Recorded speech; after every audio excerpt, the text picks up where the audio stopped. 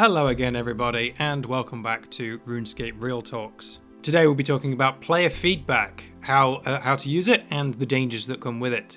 But before we get into that, real quick, just want to say thank you to W83Official for making the thumbnails for these. He's really good at this. You should check him out. I'll put him on the screen for Twitter. Go check him out if you're ever in the market for that sort of stuff. Really good guy. And for today's background footage, you can watch me do some Zora. Please don't bully me, I'm really bad at Zora. But, you know, unless you're listening in audio mode or you just don't care, just feel free to ignore it. It's only Zora, we've all seen a million Zora kills at this point. Let's get into the real meat and potatoes of this.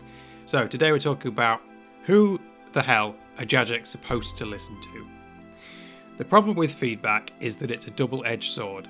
The more you listen to player feedback as a game developer, the more your users assume you're going to listen to them in the future. And the more they yell at you and the more problems they'll come up with you to fix, whether or not they need fixing or not. If a player comes up with a really great suggestion and Jagex goes, oh yeah, that's cool, and implements it, then every other player is then going to start making their own suggestions and expecting them to be implemented as well. And then they're going to get mad when they don't get implemented because it's like, hey, you listen to that guy, why is he in the cool club of people who get their ideas in place and why am I not? So they've really got to be careful about how much they directly do things that come from player feedback, because it can create this bad feel for the players. You've got this in-group of people who get to be listened to and this out-group of the silent majority who don't get to be listened to. And again, this isn't just a RuneScape thing. This is a problem in basically any game ever that people play and give feedback on. Now, we're really lucky that OldSchool RuneScape is the most player, driven game that I think I've ever played, in terms of the developers being open to talking to us. We get the streams, we get them on Twitter, we get them on Reddit. They respond to stuff, they listen to stuff. Like, if you were playing any AAA game, you get what you're given. The game will come out broken, and that's that. They might never fix it. Unless you can drill up the entirety of the internet to yell at them, they basically never do anything. Whereas, I just think we're really blessed with the way the old school is, that they really do try their best, at least, to listen and do stuff. They don't always get it right. I'm not going to pretend they're perfect, but I think we're pretty blessed at that, and it's good to remember that. Now, obviously, it's impossible for them to please everyone. That sounds obvious because it is, but it's something to remember that the things that different groups of players want are often directly opposite to each other and mutually exclusive. One player wants an item to be high priced so that when they grind that activity, they get a lot of money from that activity by selling that item. Whereas the other side of the scale, lots of other players want that item to be low priced so that they can actually afford to buy the bloody thing. So it's impossible to please both of those crowds. If you can't just average the price and bring it to the middle, because then neither side is happy. So ultimately, the decisions that Jagex have to make are not to please any individual group, at least they shouldn't be, but they are in fact for the overall health of the game. But that's not really in line with what players do when they suggest for things. Most players are suggesting things that are good for them. We're selfish, but it's also just the way our minds work. When you play the game, you can only play it from your perspective. So anything you ask for is going to be directly related to what you do, what you want, how you play the game. You're much more likely to ask for things that benefit you directly than you are to ask for things that hurt you directly. No one is asking like, oh, please give me less XP, please give me less money per hour, like, please make this content less fun. Very few people are going to say that. But sometimes those sort of things are going to be needed. So it's much harder to get support for unpopular additions than it is for popular ones. There's a great talk I watched once about player feedback and how difficult it can be to gather and use. And the developer, unfortunately I can't remember exactly the video it was, otherwise I'd link it. But the basic developer said, players are very good at identifying problems, but they're horrible at identifying solutions. When a player encounters a problem in the game, what they're experiencing is the symptom of it. What they don't understand is the cause. So a really obvious example would be, imagine some multiplayer game and there's a weapon that you feel is really overpowered. The opponent, every time you come up against it, you just get annihilated by it. You just get killed every single time. you go on the forums, you go on Twitter, you complain, the damage of this gun is too high, it kills me too quickly, so they should reduce the damage. But what you're actually experiencing is the symptom. Your symptom is that you die too quickly, and you've chosen and you believe that the cause of that problem is the damage is too high. But it might be other things. It might be that the weapon is too easy to use, that's why you always get killed by it, because everyone's using it. Maybe the accuracy is too high, maybe the fire rate is too high, maybe the counters to that weapon or that strategy are too weak to stop that strategy from running rampant. It's the developer's job to take the symptom of the problem, this weapon kills people too fast and makes them feel bad, and find the solution that is doesn't just fix the problem, but also makes the game more fun. And that could be something that you as a player would never think of. It might be to buff some completely, seemingly unrelated strategy, which then actually beats that weapon, that strategy, and now the game is more fun. That weapon still exists, people can still use it, the people who like it, but now there's a counterplay. And that's the game developer's job. It's not players' jobs to fix the game. But we like to pretend that it is, and we like to all talk about it and get on Twitter and get on Reddit and yell at them every time something isn't the way we want it to be. But there's lots of different people with lots of different ideas. Which group should they listen to if they have to pick one? Because obviously they can't listen to everyone all the time. If they were just going to pick one group, what should it be? The obvious first answer is high-level players, the people who play the most. We play... Say I'm a high-level player. I'm not. I suck. But say I am. I play the most. I'm the most invested in the game. I know this game better than anyone because I play all the time. Surely I know better than anyone else how the game should be updated and changed. But that's a flawed mindset. On the surface, it looks completely right. It makes a lot of sense, and it's a logical fallacy a lot of people fall into, and I've thought of it a lot of times. And a lot of developers have fallen for this. A lot of competitive games get balanced almost exclusively for how the top level players talk about the game. Things like Fortnite, Overwatch, they generally, TF2, that's a good example, they generally did a lot of balance changes that are designed exclusively for high level play. But the thing they forget is that the way high level players play is very different from the way that low level players play.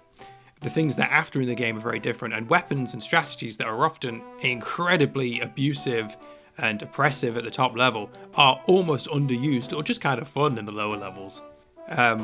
Obviously that's for multiplayer competitive games. It's not quite the same for RuneScape because we're not, except for PvP content, we're generally not going head to head about stuff.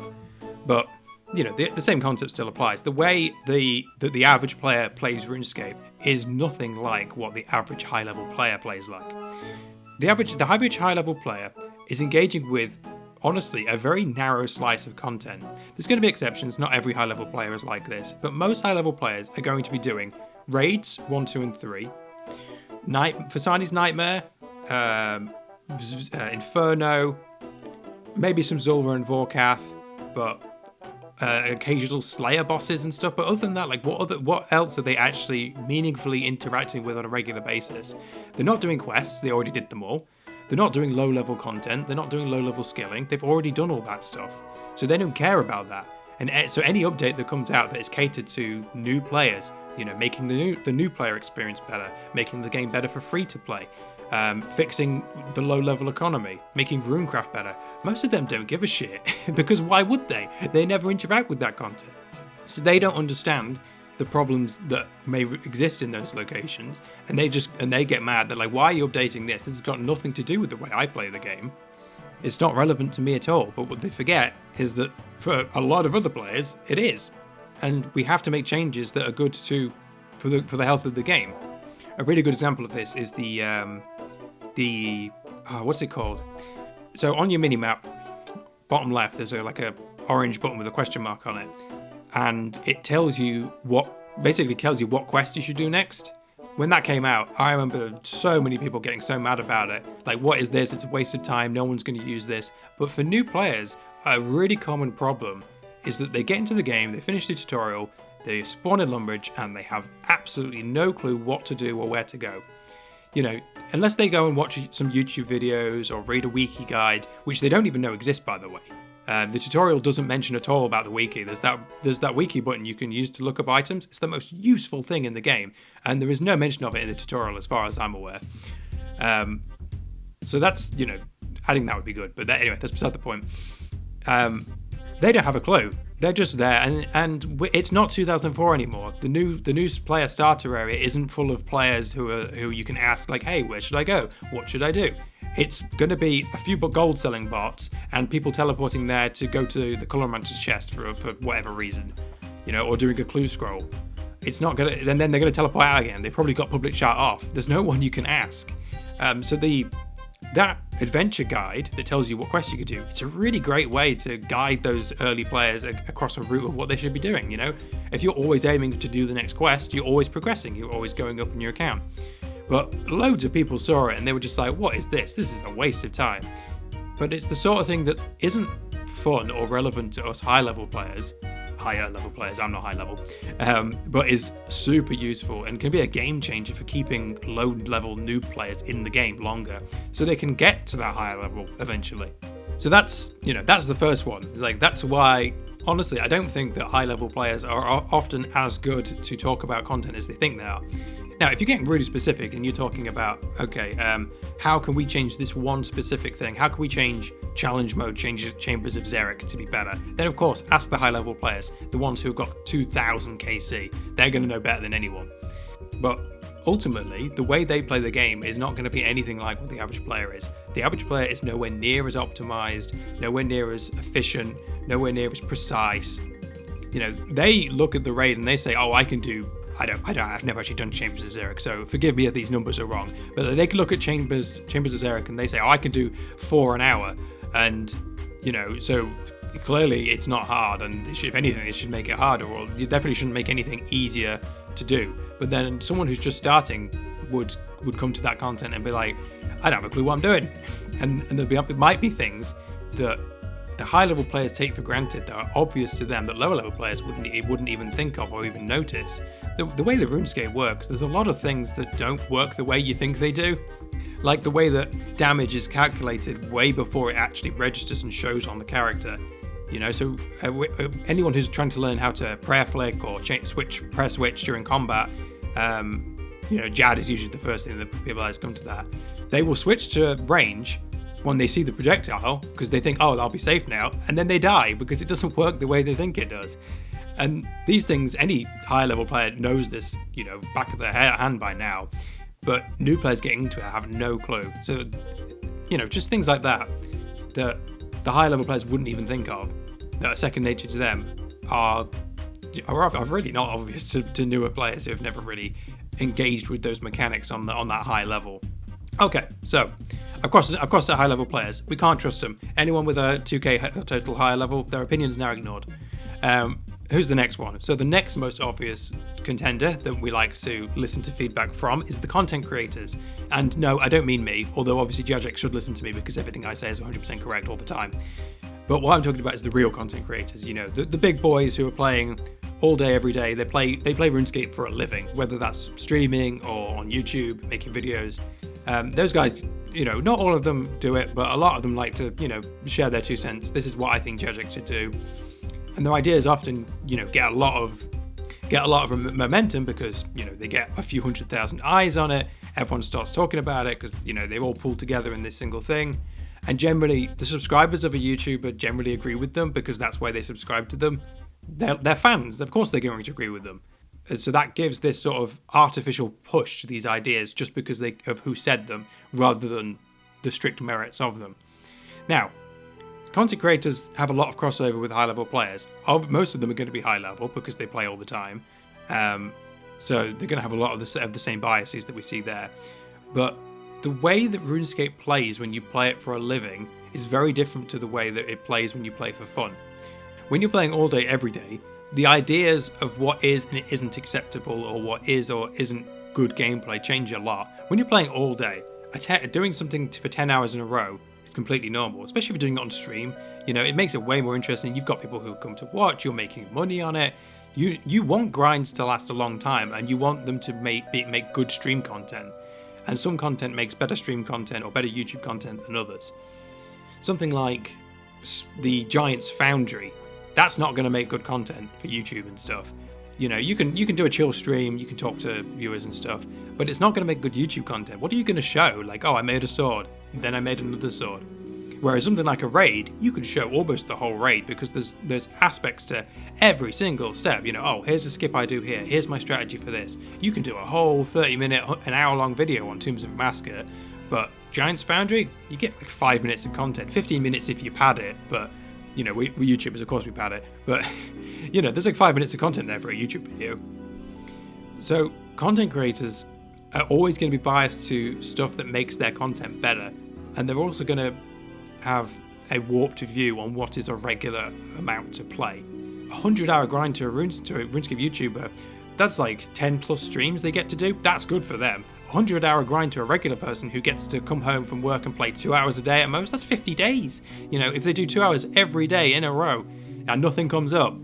So the level of play is very, very different. And again, it's just not in line with the way the game works for the average person. And of course, as with everyone, content creators are going to have content that they like better than others. You know, different content creators engage in different aspects of the game. You've got some that do high-end PVM. You've got some that do challenges, you know, various challenge iron mode runs, restricted accounts. You've got ones that care about PvP. You know, got quite a lot that care about PvP. The content that they make, whatever area that covers, they're obviously going to be hyper-focused on that area, and very much expecting the updates to be keyed in on that area, because that's really important to them. That's their livelihood. If that content sucks, then their viewer videos suck, and then they ain't got a job anymore. So of course, you know, I feel for them. Of course they're going to care a lot about that, but they also can't really expect the average player to care about that as much as them when they don't have the same investment in it. And of course, Jagex should support their content creators. You know, this game wouldn't be where it is without content creators. I'm not trying to toot my own horn, I mean the real ones. You know, the reason I'm here today, playing and making videos for you guys, is because I was watching other content creators. I'd quit the game, I wasn't playing anymore.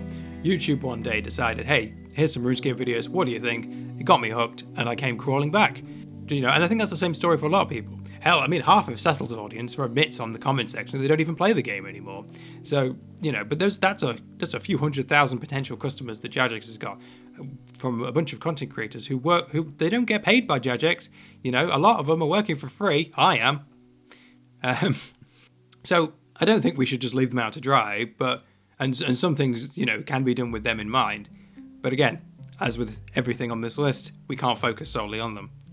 Okay, so what's next? How can they gather feedback? Well, one thing they tried recently was for the new skill is the player council, I think they called it, the new skill council. And not to be too negative, but it's kind of a shambles. So for those who aren't aware, they did a big survey recently before the 3 skills were polled, talking about, you know, it was a big survey, what do you want to see from a skill? And it had loads of questions in it, loads of free-form boxes where you could type out, you know, whole essays if you wanted to. And it talked all about, you know, what would you like to see in a skill? Would you like this kind of skill? How do we differentiate skills from minigames, you know? And I really I gave it my all. I typed in, I filled in every box. There's even a section where you could link a video you had made, like, you know, and obviously I linked mine in there because, you know, I need to get views. You know, and then at the end they were like, we're going to take some of the people from this survey. We're going to take the people who we think are, you know, the most, whose advice and feedback is going to be the most useful. We're going to gather them together in a Discord, and we're going to, you know, take on their feedback so they can, you know, talk to us directly. You know, sounds great. Here's the Discord, sign up, and I did, and it sounded good. Come back a few weeks later, the Discord is open. Over 3,000 people signed up to that Discord. And I don't know if you've ever been in a Discord with 3,000 people. It was a clusterfuck. It was an absolute mess. So what they did is they restricted it so that only a certain number of people could talk. They set it up so they said, okay, we're going to invite who we think are the best people of this 3,000 group, and they're going to be allowed to talk, and everyone else can't. So I'm like, okay, well, I hope I make it. I put a lot of effort into my survey. You know, I really wanted to be in that talk group. Thinking about it now, it's kind of cringe why I cared so much. It's like, it's at the end of the day, it's not going to make that much difference what I say. But, you know, I put a lot of effort into that survey and that video, and I don't want to say I felt entitled, but I was hoping that I would get into it. Long story short, I didn't. I was bummed, whatever. But of the more than 3,500 people, actually it might have been 4,000, it was at least 3,000, let's say 3,000. Of the 3,000 people that signed up to that Discord, they chose a grand total of about 30 or 40 people who actually got to talk.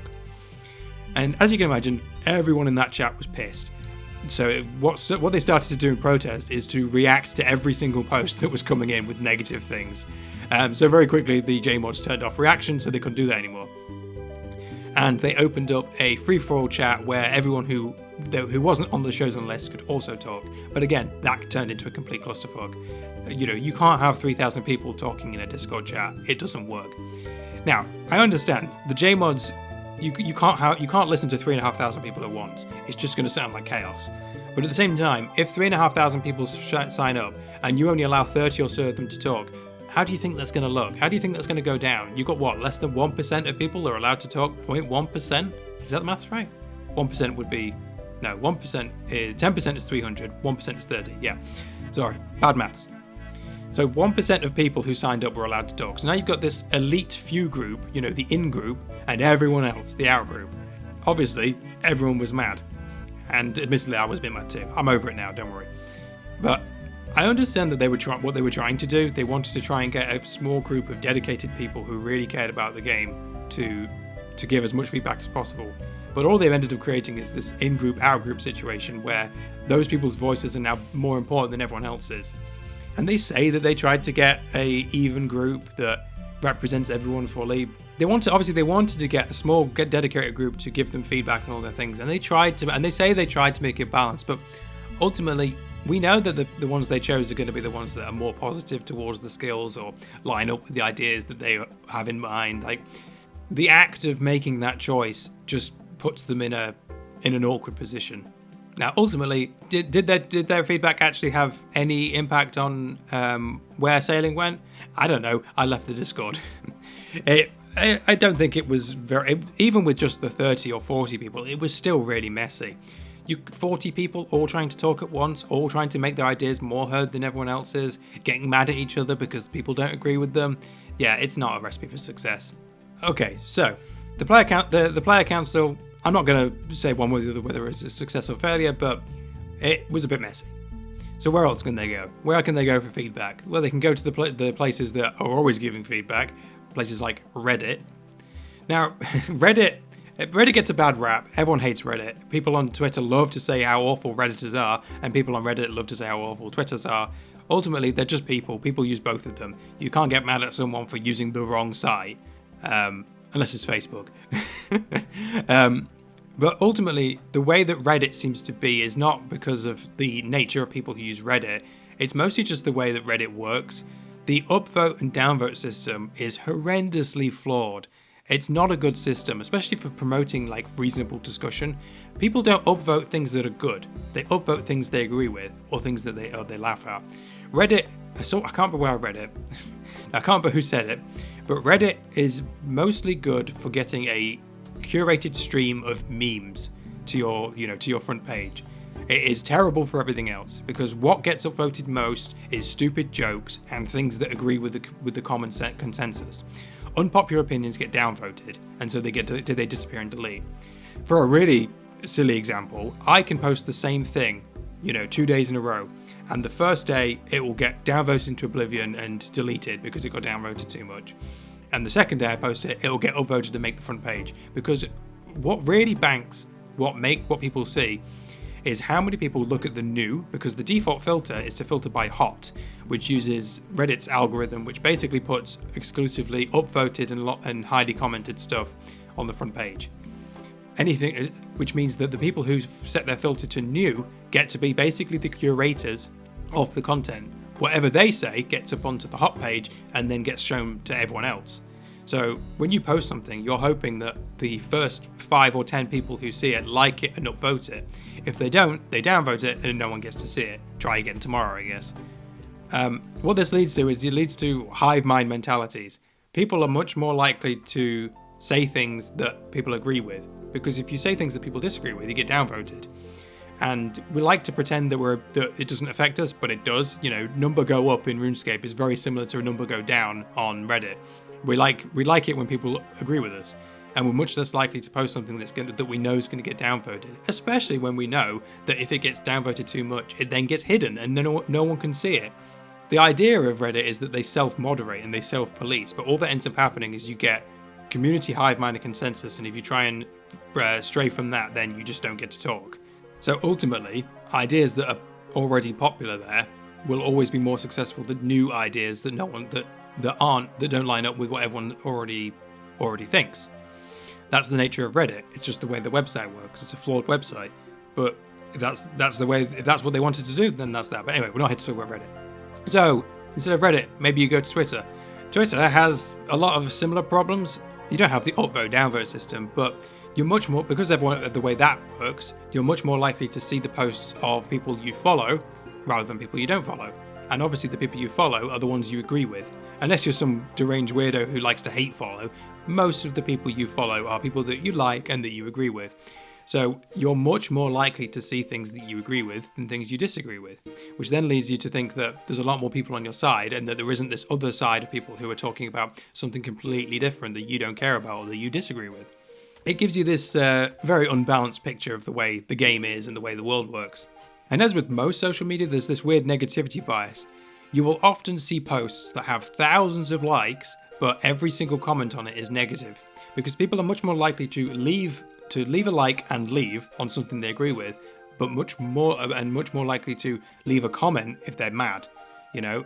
So you'll have 2,000 likes, but then 200 comments, and almost every single comment is negative, which creates this really weird dynamic where it's like, okay, so 2,000 people agree, but 200 people really don't agree. So which side are you supposed to listen to? You know, people are much less likely to comment, hey, I agree with this is good, rather than say, no, this is shit, this is awful, I hate you. It's a negativity bias. It's the way our brains work. It's weird, which again, as with everything, makes Twitter not a flawed source for community feedback. Okay, so now I've gone through this whole list. Who are we supposed to listen to? Are we supposed to listen to the noobs on Facebook who kill moss giants with a dragon dagger? Okay, maybe you're now thinking, okay, so Jagex shouldn't listen to anyone. They should get rid of polls, they should stop listening to feedback, and, you know, they should do what they want. I trust them now. They make good decisions. Most of the updates they make are pretty good. We should just let them do their thing. It's their job, after all. Hell, I mean, the whole game that we play and love today, the original RuneScape, was made by a couple of guys and their friends eventually, who did whatever they wanted. They didn't need polls, they didn't need feedback.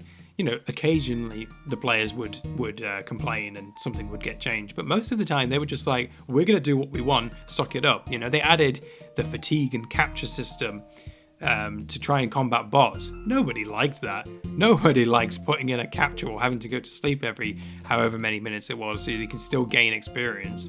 I'm sure there was tons of people asking for changes all the time. And did they do them? Fuck no, they did what they want, because they could. So the game they made didn't need any player feedback, really. And now we think that they need loads. And obviously the reason that the polling system exists is because RS3 went down this path that we could not follow, this path of destruction that we all disagree with. So the polling system was a safeguard against that. And I think we can trust the devs now that they're not going to do another evolution of combat or removal of free trade tier update like before. But not every poll passes. A really obvious example is the PvP arena poll, all the rewards for that. Almost all the rewards failed, which shows that, and not just the first time, the second time as well, when they really restricted it just to PvP people, they failed. They failed quite badly. And it's not the only thing that failed. A lot of other things, not a lot, but the occasional thing will fail. I'm trying to think of something off the top of my head, but it's usually like quite small stuff. Yeah, sorry, I'm struggling to think of anything else major off the top of my head. I know this was a while ago, but I think it shows that the JE mods and then the restricted accounts is a good one as well. They failed a lot. The JE mods don't always aren't always going to be right. You know, they're human. They're going to make mistakes. They're going to get things wrong, and they're going to make things that that really don't sit right with the player base. Now, sometimes that's a good thing.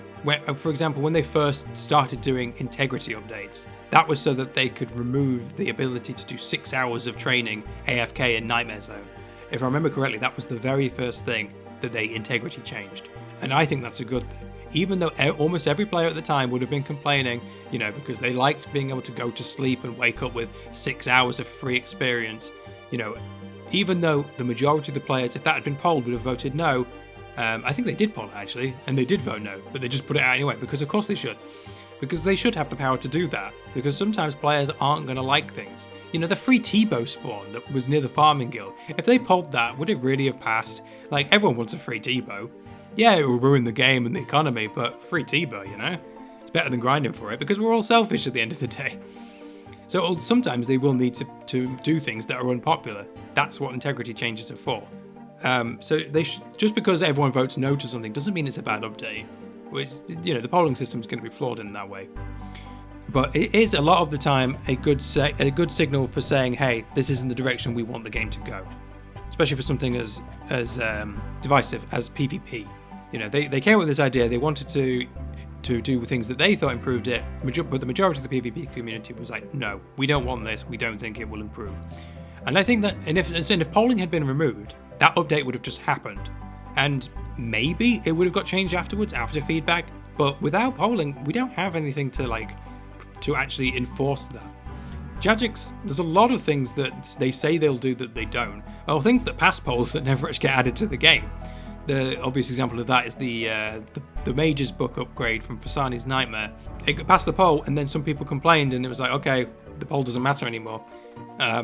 Because they decided that they knew better. Maybe they did, maybe they didn't, I don't know. I'm not really high enough level to even have access to that content to really know whether or not it makes a difference. So while I do generally trust Jagex to not make bad changes, I don't think that PvP update would have been the worst thing in the world. I think they would have recovered. I think that the occasional mishap still happens often enough that I'd like to keep polling in place. Reducing it to 70% was definitely the right call. You could even convince me that maybe as low as 66% could be right, but that's not the discussion for today. I trust the JMods as they are today, 99%. I don't trust the JMods 3 years from now. We know that Jagex has a pretty bad turnover in terms of people leaving the company. They don't pay well. They live in England, of all places. They live in Cambridge, which is an expensive city for anyone who's not familiar with the UK. They get paid crap money, long hours. They often do a lot of stuff on their own free time, fixing servers when the game crashes, doing streams and stuff. Jagex doesn't pay them for that. They do that because they want to, or because they have to. So they leave, they leave to greener pastures to make some real money because they want to have families and they want to have a life outside of this game. So, you can't blame them for that. But 3 years from now, the JMod team is going to look very different to the way it looks today. Modash might still be here, God bless his soul, but a lot of the others won't be. Do I trust them to always make the right decisions? Do I trust the higher ups in the company to not weasel their way in and try and add more and more nefarious things that we don't want, microtransactions, brand deals, that sort of stuff? No, I don't trust. I trust them now, but I don't trust them indefinitely. So I just think that having polling is a good safeguard against that sort of thing. And while it does place restrictions on it, I think the benefits outweigh that. And I think it makes it creates a feeling that I think is actually really good, which is that as players we feel more listened to than any game I've ever played. If I get mad at Fortnite, there's nothing I can do. There is nowhere I can post, there is no video I can make, there is no decision I can do to try and influence the game. They will just do what they want, whether I hate it or whether I love it. They will just do it, and that's the same for most games. I think the polling system is one of OldSchool RuneScape's biggest selling points, and we should keep that. Even if it ends up just being a token thing, even if we get to the point where 100% of things pass because they always get it right, I think keeping that in is just a really good feel-good. And I think it's good for the spirit of the game and the community as a whole. But of course, the polling system has some flaws. The power of the poll, so to speak. Jagex doesn't get to choose whether or not we'll vote yes or no, unless you want to believe some conspiracy theories that they rigged the polls, but that's not for this video. They have a lot of power. The biggest power that a lot of people don't realise is they get to choose what to poll at all. They get to choose whether or not to ask the question to begin with.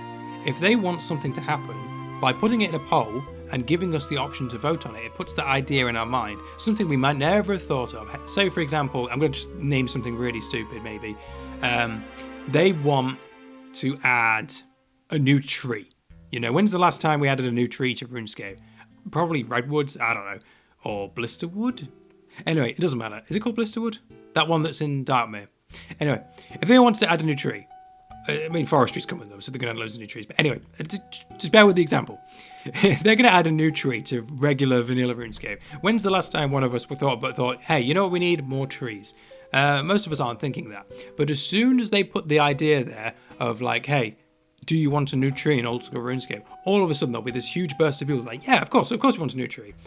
But they can also do the opposite and try and remove something. You know, when's the last time we wanted to remove something? I mean, there's lots of things I want to remove. Say, for example, they polled Zulrah to remove the random range attacks during her mage phase. They could poll that. You know, how many people are asking for that now? A fair amount, because it's annoying. But that's part of what makes the boss what it is. And without it, there's not really much challenge. There's not much stuff that will kill you once you know what you're doing.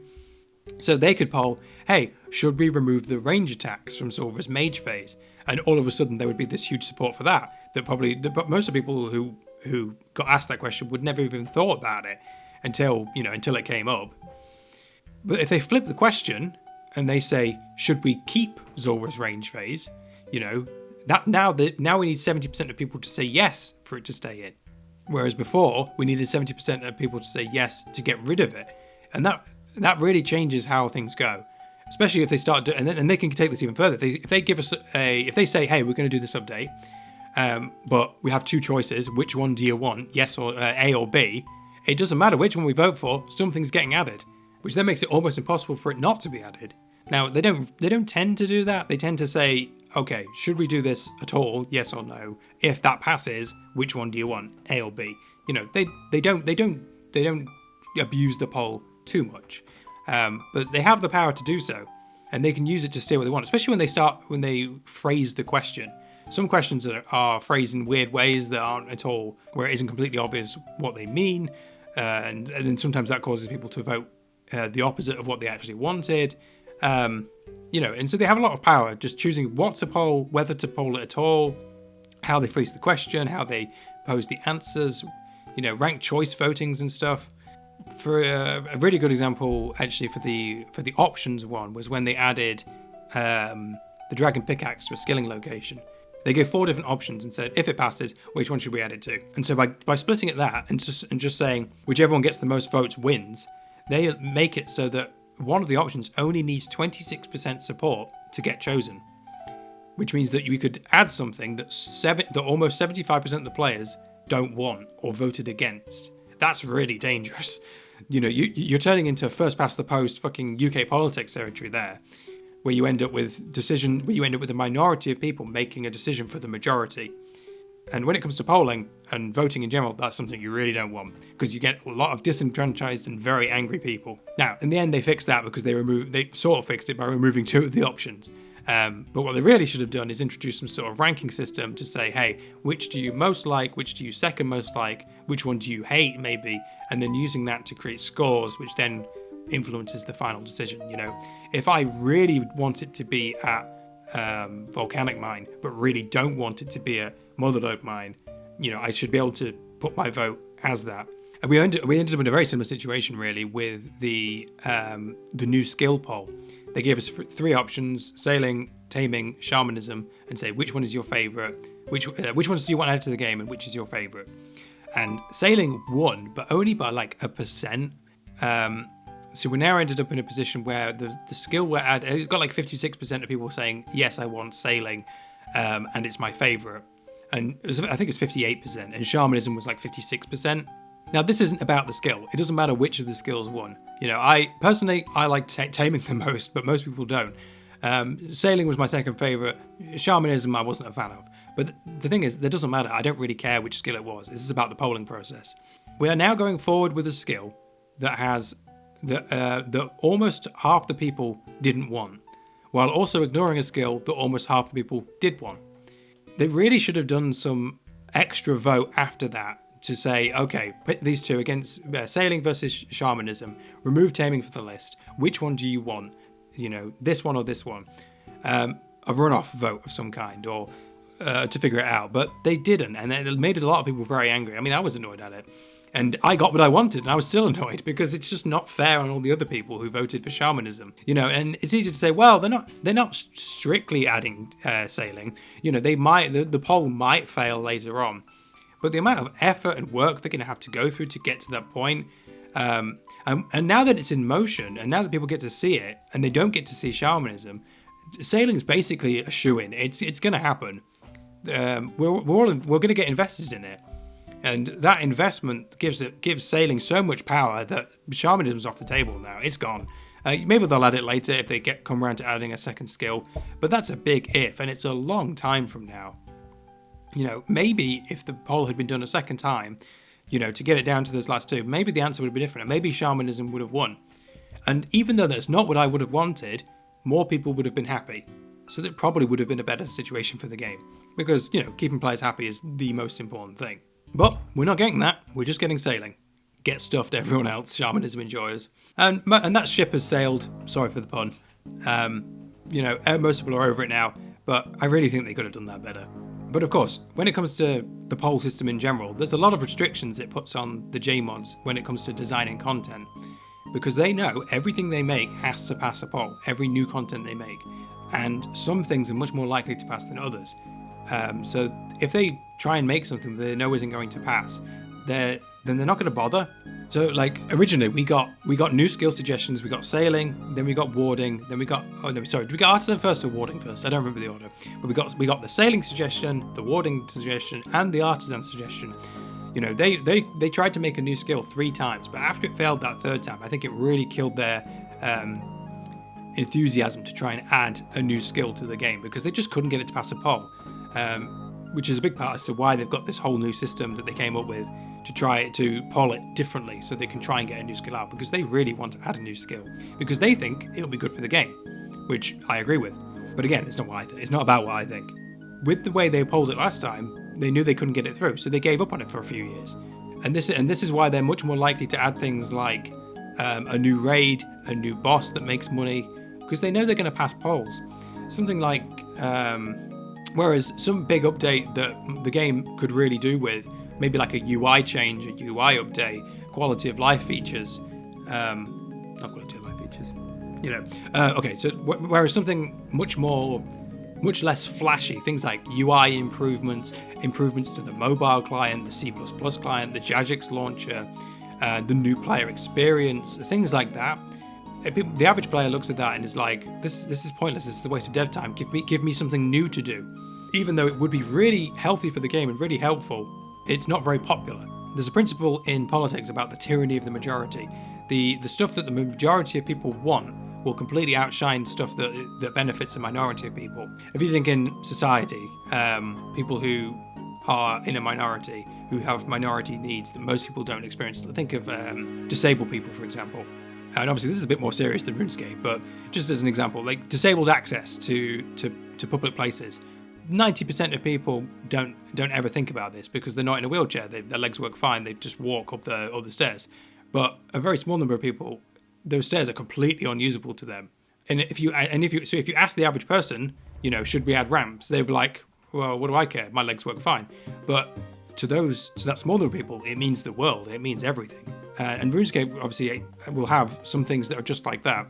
There are things that a small number of people really, really could do with and would really, really appreciate, but mean absolutely nothing to the majority of people. If you come to restricted accounts like Ultimate Iron Man, that sort of stuff, the hardcore Iron Man with the teleport item, that stuff is really helpful to them. It means a lot to them, but it's completely worthless to a lot of other people. So content that is designed for them is hard to get through polls because the majority of people don't care or don't want it. And that's where they start to come to restricted polling. But that's a whole other kettle of worms. People are generally on board with the idea of restricting Iron Man polls to Iron Man, Ultimate Iron Man polls to Ultimate Iron Man, but restricting it to PvP, holy Jesus, that was a huge deal. And to be fair, I can understand why, because when getting killed by a PvPer makes you affected by PvP. So giving them tools that makes them better at killing you sucked, especially when you didn't have any say in the matter. You know, the chicken is not going to vote for the fox. He's not going to give the fox more tools to kill him. And so they realized that, so they restricted it to just PvP, because they knew otherwise no PvP update would ever pass. I mean, I said it in my first video. I think in this series, I think there is a way to make PvP content more fun for everyone, which is about getting everyone involved in PvP. But I'm not going to rehash all that now because, you know, it's in another video. Go watch that one if you care about that sort of stuff. So the fact that the poll system exists does create this pressure that to make content that will pass polls, which is generally going to be more flashy stuff that is nice and rewarding and gives you more stuff to do. So raids and bosses, those are the main things that are going to pass polls. Quality of life will do fine. You know, they can generally get that through. But a lot of stuff that affects that's less needed, you know, is generally gonna have a hard time passing. So, as you can probably tell, my voice is starting to go. I've been talking for about 50 minutes straight now. So let's start wrapping this up. What's the final answer? Who are they supposed to listen to? No one. There isn't a final answer. Bit of a crappy conclusion, I know, but ultimately, feedback should be used as a metric of player satisfaction. What do they think? How do they feel? It is not a command. It is not an order. Yes, they do owe us to an extent because we pay for the game and we are their customers. But they don't owe any individual one of us. They owe us as a whole. And they owe it to the game to keep it running and to keep it going and to keep it growing. Did I say growing twice? I don't know. Ultimately, their goal is to keep people buying memberships. That is the start and end of their goal. Everything else is kind of irrelevant. It's just sort of sugar on the cake. They got to keep people playing the game, and so they got to get new players in, and they got to keep players that are playing. They got to keep them playing. They got to keep the shareholders happy. That's how business works. Their goal is not to cater to any individual group of us to make us all, you know, have a hunky-dory time. You know, obviously they want to keep us happy because then we'll keep playing, but ultimately it's just to keep the game going. Obviously this video is not going to change anything. They're going to continue to take feedback from whoever they want, but I really wanted to talk about this just so that to help people understand more why they're not always going to listen to everything that we say, even if we think it's really good, you know, and the difficulties that game designers and game developers have when it comes to listening to player feedback and who the hell they're supposed to listen to. Every single group is biased in some fairly big way, and if they listen to only one group, it's only going to make the game better for that group. And sometimes people just don't know what they want. If you asked people 1,000 years ago what they wanted to do with their horse, they would say, give me a faster horse. And then someone came along with a car and was like, whoa, this is way better than a horse.